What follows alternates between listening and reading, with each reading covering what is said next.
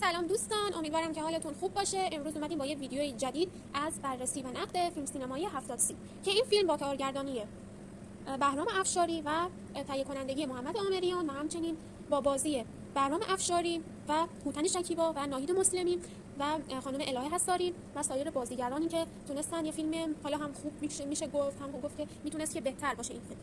حالا ما به بررسی فیلم بپردازیم، ببینیم که در آخر میتونیم چه نتیجه‌ای از این فیلم بگیریم. فیلم 70 به کارگردانی بهرام افشاری نخستین تجربه او در مقام کارگردان سینمایی است که تلاش می‌کند با روایتی اجتماعی روانشناختی به موضوعات روز جامعه بپردازد.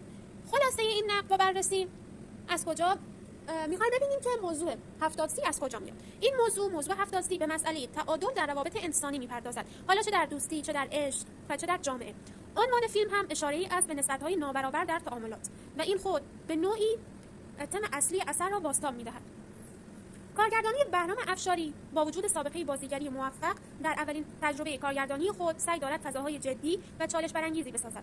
هرچند ریتم فیلم گاه کند می‌شود، اما نگاه تازه‌ای به مسائل انسانی ارائه می‌دهد. بازی‌های افشاری در این فیلم هم به عنوان بازیگر حضور دارد و اجرای او قابل قبول است. سایر بازیگران نیز در سطح خوبی ظاهر شدند و توانستند در انتقال حس سردرگمی و فشار اجتماعی مؤثر عمل کنند. حالا می‌ریم سراغ نقاط قوتی که این فیلم داشت. این فیلم چه نقاط قوتی میتونه داشته باشه و مخاطب میتونه از این فیلم چه برداشتی داشته باشه و به چه بفهمه که نقاط قوت و ضعفش چیه. اگه بخوایم از نقاط قوت این فیلم شروع کنیم، موضوع قابل تأمل و دغدغه‌منده. بازی‌های روان و واقعی، تلاش برای نگاه متفاوت در روایت‌ها.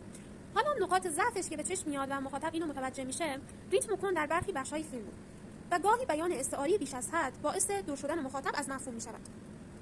و در آخر اگر بخوایم که به یه نتیجه گیری و یه نتیجه‌ای بگیریم راجع به این فیلم، میتونیم که بگیم 70 اثر جسورانه برای شروع کارگردانی است. شاید همه چیز در آن بی‌نقص نباشد که قطعاً اینطور هم نبوده، اما افشاری توانسته نشان دهد که علاوه بر بازیگری دغدغه‌مند و جویای تجربه‌های تازه در سینما است. خب این فیلم رو ما مورد بررسی قرار دادیم و این فیلم بهش نقدای زیادی شد. در اینجا من به صورت خلاصه و خیلی مختصر یه بررسی از این فیلم داشتم.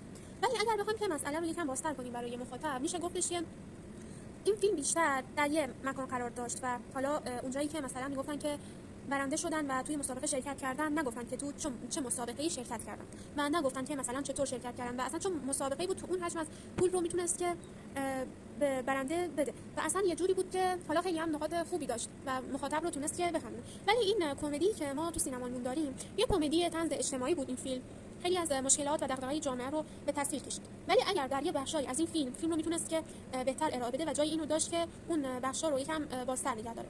مثلا اونجایی که میگم حالا موضوع قرعه‌کشی از کجا اومده، یا اونجایی که بهرام افشاری میره و طلاهای خانمش رو میفروشه که اسپانسر بشه. آخه مگه دو تا علنگو چقدر میتونست حجم اسپانسری رو بده که بهرام افشاری تونست اون تالار مجلل رو و اون عروسی رو بگیره و حالا خرجای دیگه‌ای که انجام داد.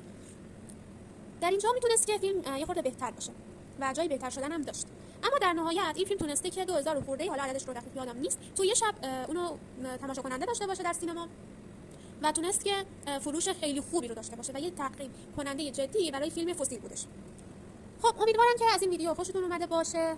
اگر که این ویدیو کم و کسری داشت، از همینجا ازتون عذرخواهی میکنم. سعی کردم که یه بررسی خیلی مفید و مختصر و به صورت خلاصه داشته باشم. حالا خوشحال میشم که ویدیو لایک کنید، چنل سابسکرایب کنید و زنگوله رو فعال کنید.